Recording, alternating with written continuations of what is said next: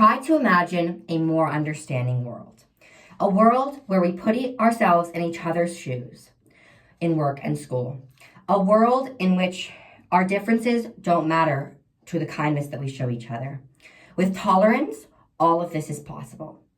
I personally faced a lot of intolerance in high school, which motivated me to look inside myself and become a more tolerant person. Since then, I've become less judgmental, more compassionate, and more aware of other people's feelings. I have found that this has made a great benefit in my life.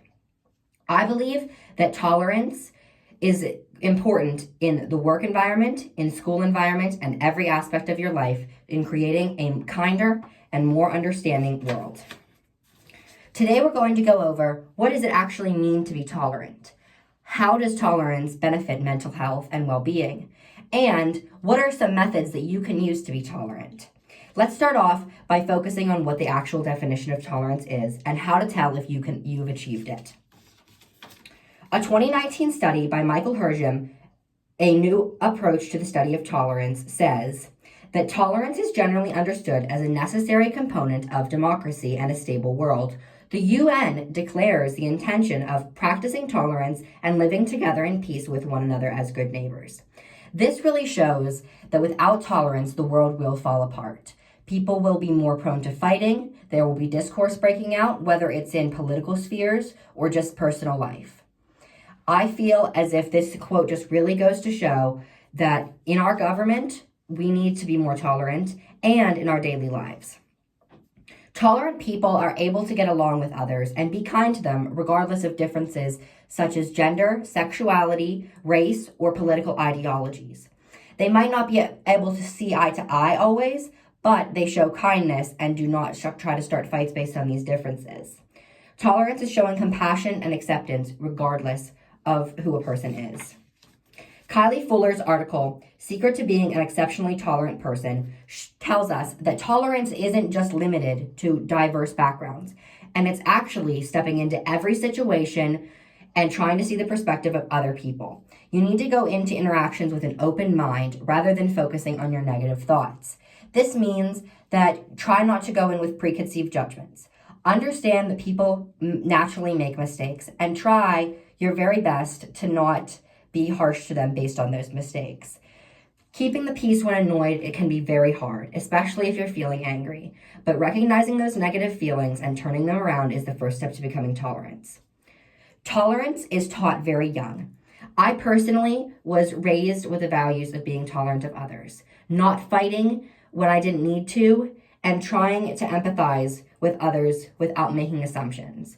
This means that at a young age, we need to be teaching our children to be more tolerant. It is so crucial that we give them this message at a young age.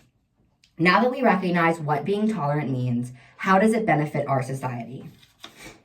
Practicing tolerance can make you more grounded, less prone to anger and prejudice, and helping people around you feel more accepted.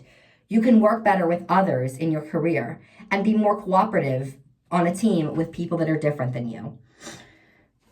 Loe al-Janai's 2016 study, Can Tolerance of Diverse Groups Increase the Well-Being of Society?, shows that populations do better with more tolerant citizens. Businesses that provide diversity trainings actually have more productive workers. They can work well with others, use teamwork, and see eye to eye with their coworkers. In fact, 12% of changes to societal well-being can be attributed to the tolerance of immigrants, who make up a large portion of the American population. More tolerance can mean less conflict and miscommunication, while more tolerance can mean a happier, more productive work environment. When people are exposed to intolerance, however, it can make them feel depressed, isolated, and discriminated against. We need to avoid this at all costs, as it can be very detrimental to someone's mental health. I've been bullied personally, as I've said, and I've also known countless people who have been affected by intolerance and seen its negative effects on them. Intolerance may start with just hurtful words towards another person, but could quickly escalate towards prejudice of an entire group. This is how things like systemic racism start. Tolerance, however, can lift spirits and give someone a sense of community, which will increase mental health benefits. It can be hard to start with tolerance and figure out how your journey of bettering yourself will happen. But luckily, there are steps that you could practice. So let's go over the methods of practicing tolerance in our lives and careers. Make sure that you're taking time to be mindful of when you're having negative feelings and when you're being intolerant. Working on it is the first step. Recognizing it may seem like a bad thing because you're feeling like, uh-oh, I'm feeling intolerant. But it's important to take those negative thoughts, ground yourself before you use harmful words towards others. Taking those thoughts and slowing them down, trying to see perspective, is a good way to increase your tolerance. You'll increasingly become more accepting as time goes on. Eugene Therapy's 4 steps for building tolerance of others says that you could find the power within yourself to change negative feelings and recognize your intolerance. Working towards changing those attitudes as feelings arise is a great way to increase your tolerance. One way that you can also do this is to learn about other people's cultures. Empathize with them instead of using preconceived notions and being willfully ignorant. Try to remember that someone could be having a really rough day, and just a little bit of kindness could change that. Put yourself in their shoes and understand that everyone has tough times, and just because they're annoying you doesn't mean that they're trying to intentionally. Shifting perspectives and seeing someone's point of view rather than focusing on negative feelings is displaying tolerance. Luckily, our generation is showing a lot of interest in being more tolerant, and we should continue to encourage this with future generations and children. Living in more diverse societies has directly impacted how tolerant we are, and this will continue in the future as we get to interact with more people different than us. Maëlle Verkuten's 2021 text, Tolerance, Dissenting Beliefs, and Cultural Diversity, says that although it can be difficult to accept other people's lifestyles and ideas, we need to challenge those preconceived notions as our first step.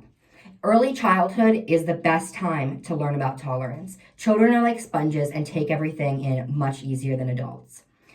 This means that the younger you are, the easier the information will be to take in. They can be more accepting and see others' point of views rather than adults can. So one method to instill more tolerance is to teach this to your children, your students, or just younger generations that you may interact with.